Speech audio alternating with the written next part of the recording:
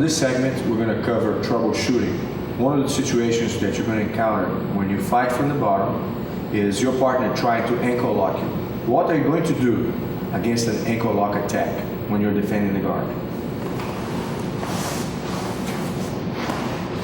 We're doing the first drill, the double arm under. I'm going to keep my legs heavy. My objective number one is to prevent my opponent from passing the guard. Go. As I'm accomplishing my goal, go ahead. He changes his objective. Instead of trying to pass, he goes for my foot. Back again. Go. Try the same thing. Keeping my legs coiled will always help me, but here I want him to actually go for the ankle. I'm going to give him the ankle. Go. I always sit, number one, keep going. I try to secure the lapel, number two, so he doesn't stretch me out. And lastly, and not the least important, I'll try to hide. Keep it tight, keep it tight. I'll try to bump my hip and hide my foot inside. Once I accomplish that, I open the way to circle around. And every time I circle around, I'll try to sink my shin deeper and deeper. Okay, here I have two options: to wrap my leg over his waist and drag him back into my legs, or actually I end up going on top of him. Forward. At this situation here, I want to make sure that I don't give him the bump your hip and get your knee inside again. See, he can actually recover the position. Go back. Keep going. Cross face, stretch your leg.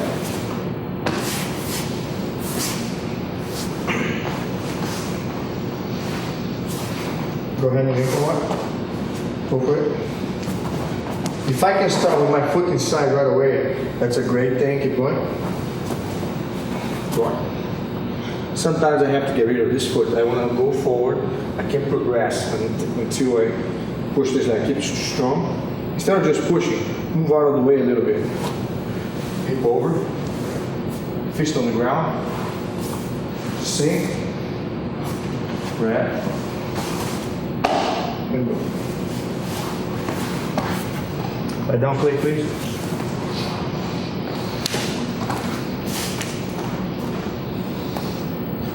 Second situation, instead of sitting back with the ankle lock, I'm going to wrap the leg and I'm going to try to drop one knee on the ground and add the second knee on the floor. Very powerful ankle lock here because I can put all my weight and stretch all the way against the shin. Okay? Switch. If at any point through all my training, my partner does get my leg and he tries to accomplish the same objective, my foot always will hook inside the leg. And I'll try to follow his knee with my hands. Go. Here, as you see, I try to get around his thigh as much as I can. Keep going. And I stick my leg. I always circle. I'm dragging myself on top of my partner. Eventually here, I secure enough his body that I can get my ankle out of harm's way. Just remember this. Go again. Turn your knee out. Go. Foot inside. Keep going. Circling. Sticking the leg. Eventually right. How am I going to respond to the following situation?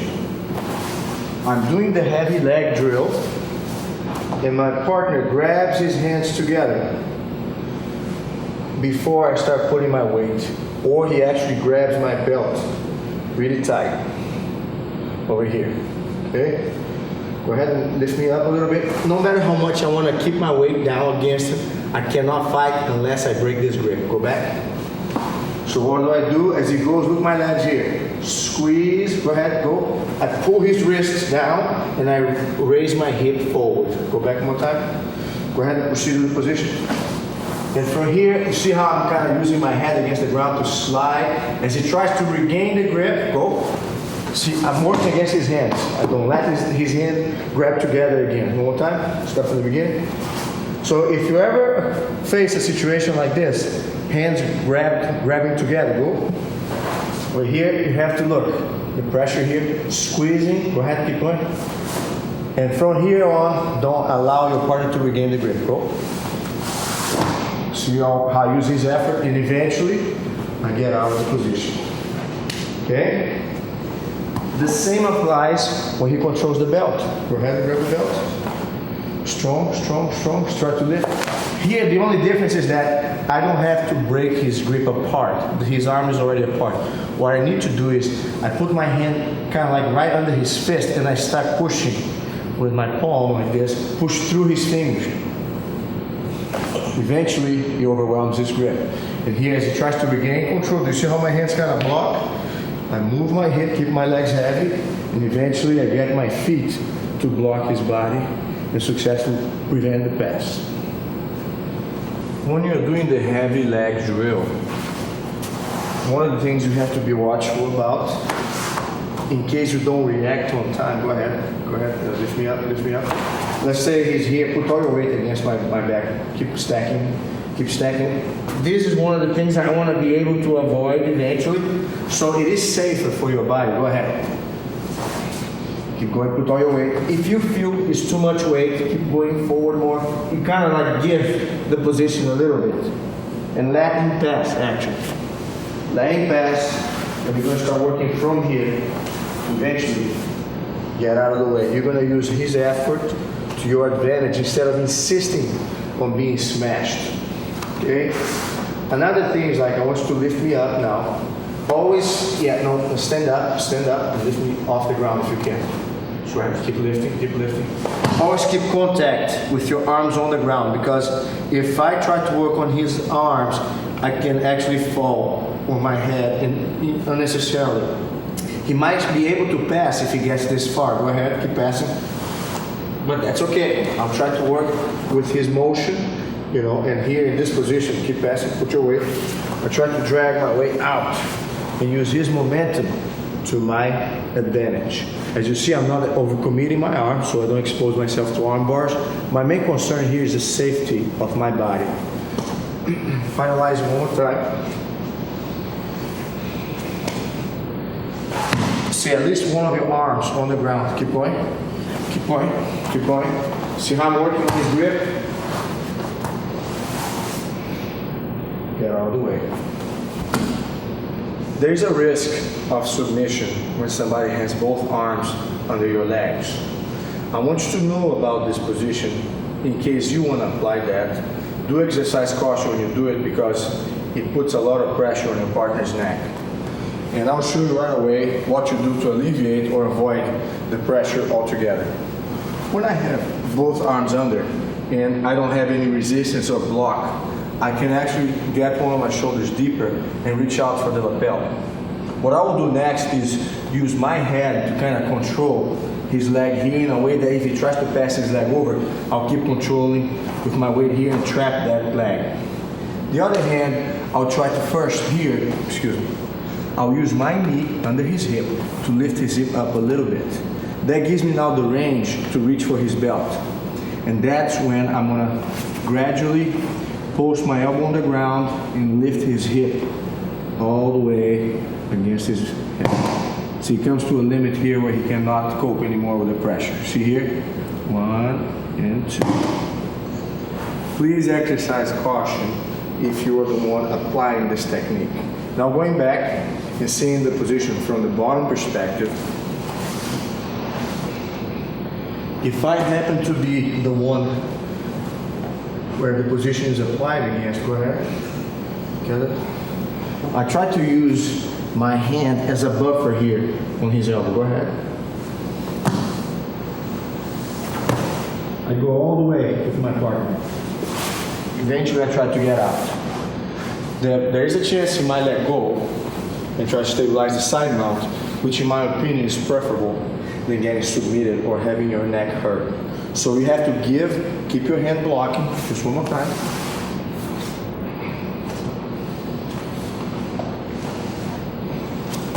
See my hand here? Go ahead. Look my other arm also here on the ground. Go ahead, keep going. I pivot on my shoulder, and if I can, I get out. One last time so you can see the importance of the arm. Cool. lift, grab, look my arm, go ahead, keep going. See how I spin? I kind of pull whatever I can. If I can, I go all the way out to roll out of the situation. What if my partner tries and actually accomplishes the guard pass when he's grabbing my belt and pinning one of my legs?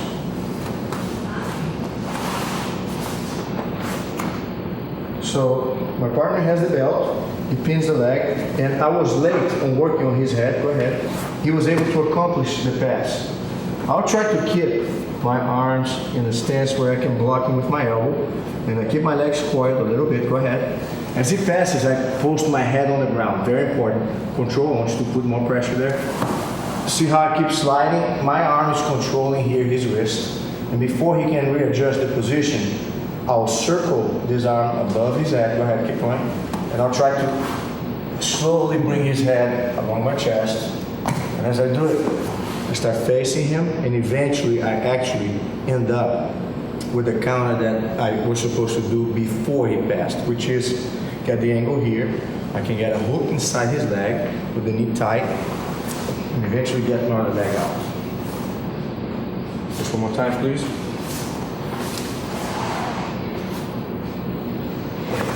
So once my partner passes, look my arms, go ahead, go.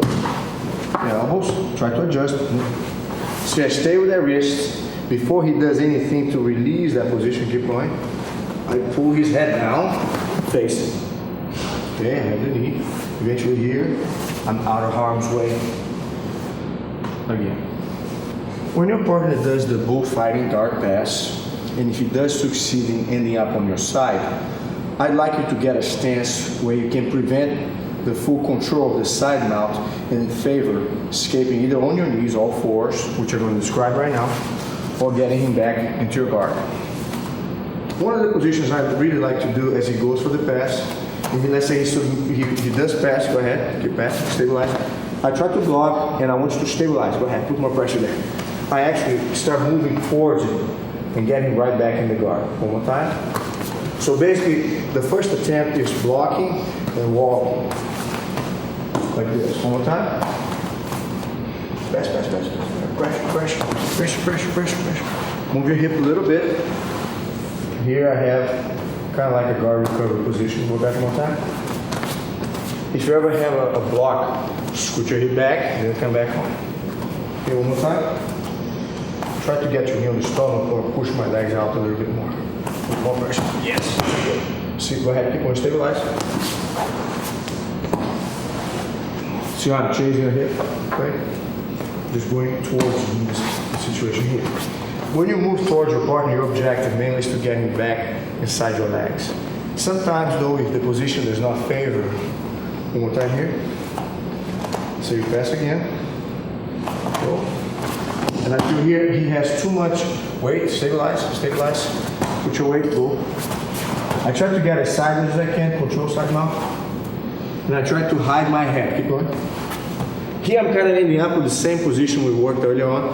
I had control of his wrist, circle my arm outside his head, and here I kind of bounce and move my shoulder out.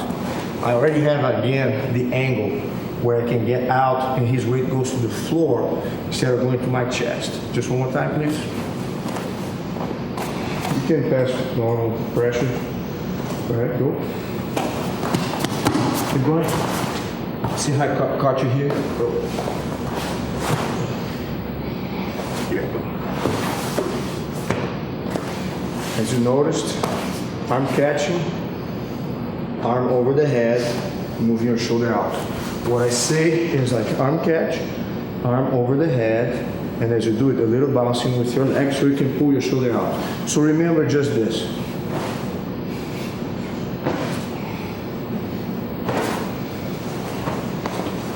Just last time, please. Go. One. Arm, head, bounce, shoulder out.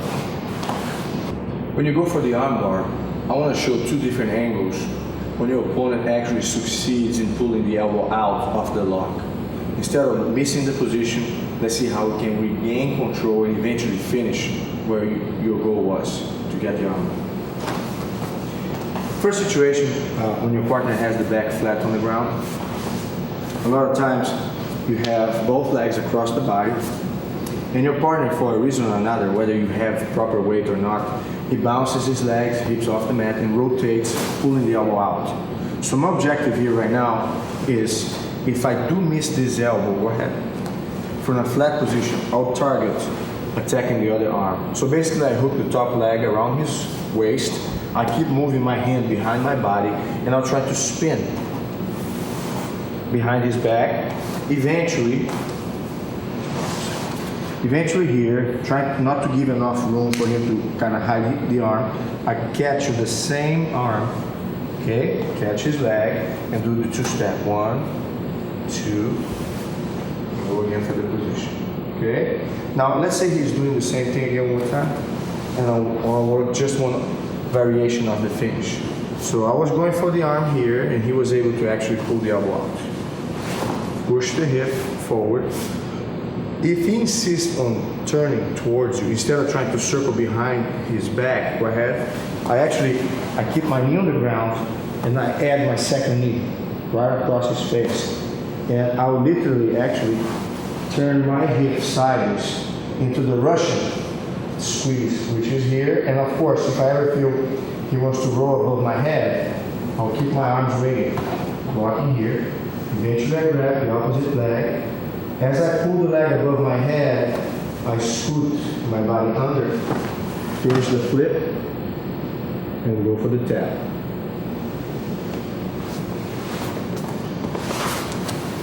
The second situation, I'm from the bottom. I already have the arm bar, okay? So here I had good control. He was not able to pull the arm out all the way, but he was able to eventually pull the elbow out. Go ahead, pull the elbow out. So as you see here, I have to maintain some control of his arm. If I don't hold something like the wrist, for instance, try to pull your arm out again. See, he can pull the elbow, but he cannot pull the wrist. So I have to stop that from happening. Here right now in this position, all I try to do is actually bump my hip and push his wrist, and then I'm gonna lower my level here. Do you see how the elbow actually goes right back into my hip? Then from here, I regain the control, okay? So if I was going for the arm, okay, and for some reason I feel the elbow is coming out, go ahead. See, I try to grab the hand as fast as I can. As you see here, I grab the hand. I squeeze my calf against his body, push his arm, and I kind of bounce my hip until I can get the hip right under the elbow. And from here, I go for the squeeze again. If you are doing the position with a shoulder block, and here you go for the position, and you have the grip tie, everything okay, and you feel he's pulling the elbow out. Pull your elbow out a little bit, yes. I still control the wrist. All I need to do here is actually swing my knee behind his shoulder. I bump his elbow up, and then I go for the climb on the shoulder again. So let's say I was here, and he was able to pull the elbow out. I bring my leg, bump the elbow, and keep climbing. And eventually, go for the position again. Okay? And like I said also, if at any point, as he pulls the elbow out, he succeeds in pulling the arm as well, go ahead. We've done that before, where we switch the leg, put all my pressure against my head, see how I'm sliding, knee push against the face, bring your other knee up, finish with the reversed arm bar. A situation that's also common, especially when you go against somebody heavy, he's going to make use of his weight.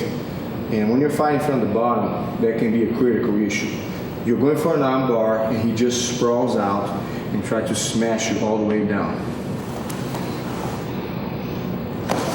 So I have the arm bar here. Well, basically what I want the position to be like is like, he has a good grip on his arm. He's going to post his right leg. He's going to keep all his weight driving against my hip. There's no way I can stretch in here, okay? So in this position, what I want to do is, how can I accomplish spinning under him to change into the Russian angle? Okay, so I start working first on the leg near me. Okay, push as much as I can. Then my hand is gonna go outside his thigh. And I'll literally, as I do it, open my legs. As you see here, I let my hip touch the ground. Right now I have the arm bar. And sometimes what happens is I actually might lose his balance right away because of the pressure on the thigh. See from another angle. Just one more time, please. If you have this position here, you have a heavy opponent, and he's kind of dragging the weight on top of you. And you see here, like, I'm not gonna even waste trying to open my legs or flip him over. I start working, I keep good control over his arm, I do the V grip, okay? And I grab the first leg until I kind of open my leg a little bit, and I cannot reach out for the other leg. So I go over the thigh first, and I stretch my legs out. See how I kind of pass my hip under him? This is already the angle for the submission. If he does insist in walking over, I already have one arm over the thigh, reach out for the second leg. As I pull his leg, I move my body under him, and he has a stretched out submission. This drill is kind of repeating a position we described earlier on. He's flat on the ground. If you have both legs across, okay, and you have the arm control, he's going to pull the elbow out. Go ahead.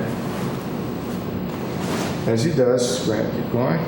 See, I close the gap, bump my hip, and eventually step over and sit back. Now, the other option is sometimes instead of having both legs across, I'll have one knee blocking the waist and the other leg blocking the face. If at this point he's able to pull the elbow out, go ahead, lift out. See, my knee has to stop his body from turning. And I'll post my hand, post my foot. All I want to do here is control his arm a little bit, and I'll stretch my foot with my right leg here and just kind of pop my leg above his body, and I already have the same angle again. 1, 2, 3, 4. From this angle here, excuse me, just one more time.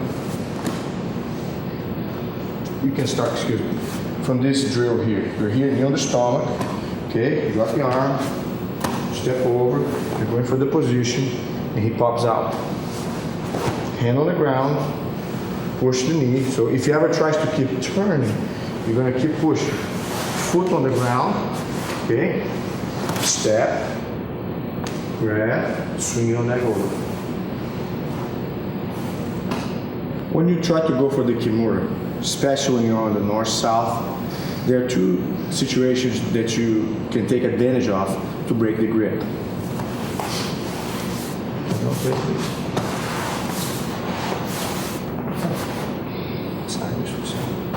Turn sideways.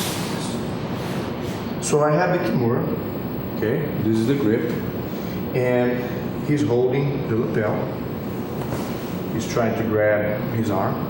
So this is like a knot. I want to untie the knot over here. Slide this here for a second. So I got the position. It is important here that I prevent my partner from turning too easy. Okay, so I'll try to keep, like, every time you want to turn anywhere, face me, try to face me. You know, that way I use my elbow against your back. If you try to face me, go ahead. I pull your arm off the mat a little bit and I put pressure on your wrist. Okay, so that kind of keeps you from moving too much. Now, I want to secure my grip tight on the lapel, and I'm going to go with my forearm on my hand, right, the back of the hand right under his knuckles. I turn my hand here, and I start pushing through. Once that happens, I'll try to spread his arm out, okay? Not just the elbow, but the arm as well. One step, 2 steps. Once my leg goes over, I pull the elbow and I slide my calf under it. I don't have too much time here, okay, because he might bump his hip and try to turn back and forth. So here what I will do is, like, I will still regain more control over the lapel. I will hold his lapel near the arm, below his grip, not above. and I'll try to sink the gi against the floor. Once that happens, I'm gonna post my other leg on the ground, and I'm gonna use my hip forward, all the way. That pressure usually will be overwhelming and break his grip. Once his arm is extended, I won't let his arm go down. I just control the wrist, control my arm, and proceed with the submission. Okay? So basically here, once the guy has the grip, before he does anything, I get a good grip. I keep his head between my knees. I go with my hand and I start to secure the grip against his fingers. Step one, pull the elbow, slide under, okay? Get the grip. Don't hold too tight, hold, enough that you can post your fist on the ground, post your other leg, and start moving your hip forward. Once he opens, control, finish him off. When you attack the shoulder lock from the guard, a lot of times when your partner stands up, he can develop a lot of leverage and literally squat you and get out of the lock. So here, I'm going to start with the shoulder already. I have the position here. And my partner stands up all the way. I have control of the sleeve. And here he starts to stretch his body all the way and shake the arm loose. Okay, go back again. Once I perceive that I don't have leverage to stop him, I want you to stand up again one more time, please. And I feel like once his hand goes up too much, I kind of let go and start working the foot on the hip and the ankle grip. Push, ankle pick, flip your partner over. So you're going to try to combine a reversal with the attack since his energy is pulling apart from you. So when I'm here, if I was facing away from my partner, it would be hard for him to accomplish that. But I'm assuming here that there was a mistake in the beginning of the position, and your partner actually is going to stand up from here. Okay? As he does, once you feel he's on this leverage, do not lose the grip. Okay? Push the knee. You have to work on that leg right away because right now he has a lot of chance. He's going to break this grip if he stays, a few more seconds up. So I work here, kind of get him spread out, and I still work on the ankle. Hook, push, pull, take him down. Your arm bars can become more powerful if you follow one simple principle, which is changing your hip level. I'm going to give you an example here how powerful the hip can be when you attack the arm. From the bottom first. I have the arm bar. I'm not going to even hold his arms. I'm going to keep my legs squeezing.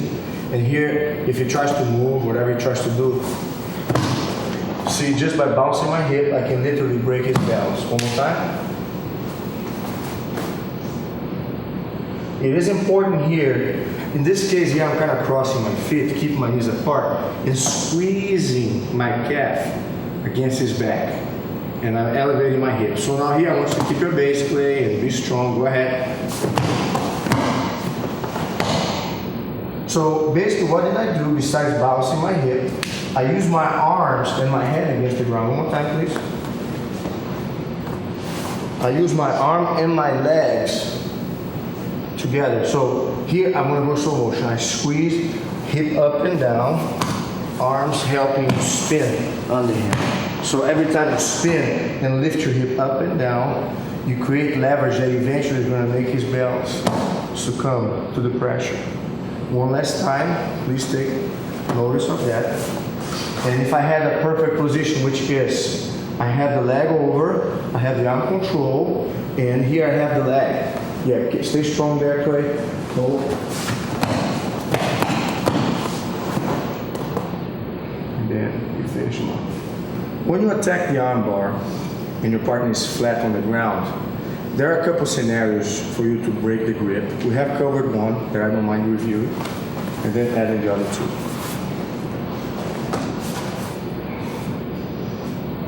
Your main idea at this point is to prevent your partner from either escaping the arm or rolling to either direction. On top of you, like a lot of times they breach, and then on top of you, back again.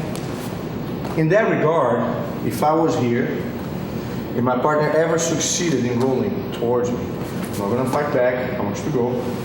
I switch my arm in the process, and I grab his leg in the process. Keep going. Here, I use the same leg hip bouncing technique that we worked earlier on to make him fall back on the position again. So if he goes over, I was here attacking. He comes close to me and flips.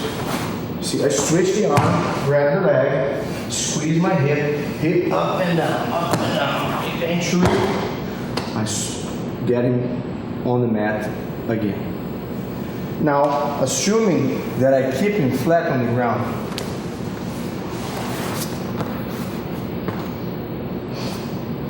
in this position here, always holding the sleeve tight, moving your hip under the body, okay? See how I kind of lift it, move a little bit, defend a little bit. Here, I get my hip under his shoulder, okay? I can choose to go sideways all the way. I stretch my leg against his body, and I touch, in this case, my left shoulder on the ground. That creates a lot of lever because I'm not trying to stretch his arm straight. I'm actually bending his arm in an Americana type lever. Let's change again. So I got a good grip, strong, fist on the ground. You have to lift his shoulder off the mat and bump your hip under. Once you have that position, I want you to keep strong that way. Here, look, shoulder on the ground, all the way, and stretch your legs against his stomach. Once you get that grip loose, you finish him off. Finally here, once you're in this position, you can always do the same thing, but instead of trying to work with your body, you work with your hand. You try wherever, if his hand is available, that can be an easy catch. You always put your hand and cover his hand. See where his fingers are? I cover. Now I squeeze a little bit and I pull the fingers. Once I pull the fingers now, I try not to allow him to regain the grip anywhere on his gi, and I'll try to turn his hands in a little bit. That turns into a wrist lock. Okay? So one more time, slow, strong there, strong, strong, strong. Cover the hands, squeeze the fingers. As you go here, you see you readjust the position. Now you can actually do a wrist lock or combine, slide a little more towards the forearm, tilt, stretch out. So, one, resist a little bit, right? 2, 3, I already got it. I have the wrist. Stretch out the arm so we can see the grip play. Right here, see, I started here. Once I squeeze the fingers, I start turning, and I can always readjust the grip to make the turning easier, okay? By the way, even if he did linger his grip somewhere over here, once I take his grip off the opposite arm, whether he has any grip anywhere, I can slide my other arm higher on the forearm and tilt my body and go for the pendulum-like maneuver. When you go for the hook flip, there will be occasions where your partner's center of gravity will be literally glued to the mat. And you feel you might not have any elevation. So the two options will be to try to create elevation through different scenarios. Instead of lifting by pulling, you lift by pushing the legs. And the second will be changing for a triangle attack. So let's see both scenarios here right now. In this case, I have the hook set up, and you spread all the way like a rock. Go ahead. Don't go anywhere. Yes. He's kind of square with me here. I'll try to keep as much control over his arm as I can. One thing I noticed, it's more important to have control over the wrist than over the elbow. You can start with the elbow, but what you want to do is get your elbow to put your wrist on the ground again. So you don't let that happen. And here, you kind of block and trip his foot. Resist. See here, I try to gain by getting him flat, and eventually his weight gives, and I kick. One more time. So if I have the hook flip set up, posture, stance, go ahead, scroll up, you see, I don't get it. I try to really work on it over here. I want you to really keep moving the arm. See, I try not, see how my elbow is working there? Out here, first I stretch the leg, and then I just trip the knee. Don't go. Now all I want to do is Start pulling the arm, and eventually complete with a kick. If my partner, besides being flat and low, he pulls out of the hook flip, what I want you to do now is post your other leg back, and as I try to trap your arm, you're gonna keep pulling that away. So I'm here, I'm gonna post this leg, and pull the arm out a little bit, yes. So here, there's a problem here right now because I'm trying to drag him, and there's no way I can get it to go here, okay? So here, basically what I do, I'm gonna add my foot and open space to add the second foot, okay? What I like to do right before I work with the feet is let the belt go, and I'm gonna work on the shoulder, okay? I kind of grab the shoulder, keep resisting there, add one foot, add the second foot. Now here, I kind of tilt my body towards this side, push his arm out of the way, and wrap my legs around the shoulders, okay? Once that happens, what my main concern is to prevent him from standing up, so I'm gonna keep my hip heavy against his chest. Go ahead. See here how I keep my hip on your chest. Get the arm out of the way. If he's holding anything, go ahead, hold something. Hold something. Yeah. I try to work against his grip first. Get the grip out of the way. And here, look my hip level, changing all the time. Try to do something with your arm. Move towards me a little bit. You see how I push my head and my body, and I keep sliding across the mat? Can you point my head the other way real quick? Once I'm in this position here and his arms are crossed, head control, leg climb, 1 and 2, okay? The way you do it is not this leg first, you go with this one, that one, shin grab, put your foot on the hip and leg. Go ahead, move forward a little bit, push the hip and push the leg. Once I push the leg, he loses his balance a little bit. That's the time I lock the triangle and go for the submission. Repeat it one more time. I want to see this angle now. Straight. I want you to retreat. Retreat that leg. Control. 1 and 2, 3, and 4. Okay, hip heavy. Go ahead, keep going. Look how I move away from the guy. Moving away so I don't get stacked. Once I'm here, 1, 2. Control, keep going, try to stack. Foot on the hip, foot on the leg. Once I get that foot on the leg, he gets more flat. I go for the finishing touch and finish him off. If you are not yet a black belt in Brazilian Jiu-Jitsu, you have a long road ahead of you. And even after you accomplish that objective of attaining such a level of skills, which usually is very high and strict in Brazilian Jiu-Jitsu, you're gonna realize that even at a black belt, the learning never ceases. The other advice I give is always to keep an attitude of open-mindedness. Do not ever assume that because you become a black belt or whichever aim you have of rank advancement, try to keep a humble attitude and don't mind about tapping out. It's part of the process. Your main concern is to get better. And Jiu-Jitsu is all about the mat. It's not about anything else outside the mat. This is where the truth is revealed. And you don't have to hold any pride. You don't have to keep any ego. Just keep doing it and don't worry about the results as long as you get better. That's my advice. A game can be limited or it can be broad.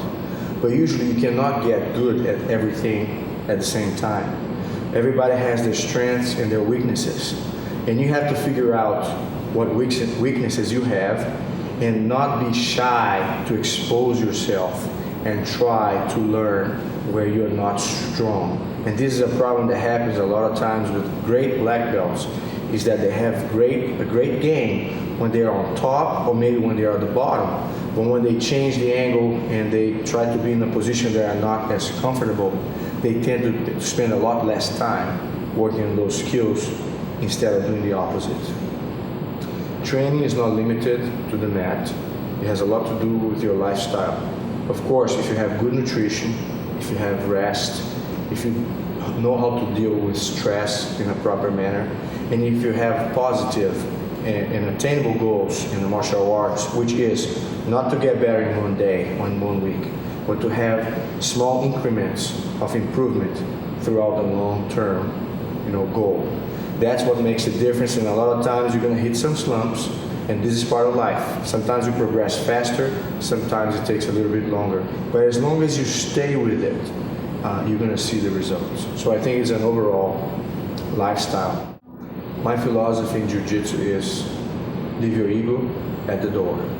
See, if you have an ego, that can be a problem in many areas, and I believe in even more when you're doing martial arts, because when things don't go your way, the frustration, the anger, and everything that comes from having a big ego will really prevent you from reaching your full potential. The visual and the explanations throughout these DVDs have enough details that will allow you to break down the techniques, and as long as you have a partner that also understands what the objective is, you'll be able to benefit from it. Once you go through the stage of learning the techniques, I advise you to increase the resistance level and ask your partner to try to sabotage the techniques and see if you can come up with the different ways I described to overcome his resistance and eventually make the technique prevail, whether it's just a training or even a competition scenario. I can only wish that your passion for Brazilian Jiu-Jitsu remains strong. I believe the fact that you spend the time and the money buying these DVDs is a proof of your commitment. I only hope that just watching these DVDs will not be the only thing you will do. And believe me, it will take time for you to absorb many of the material included in these DVDs, and even after that, you take a little bit of time for you to make all the techniques work on the mat. Practice and determination and dedication will be the key to make you at a level you want to be.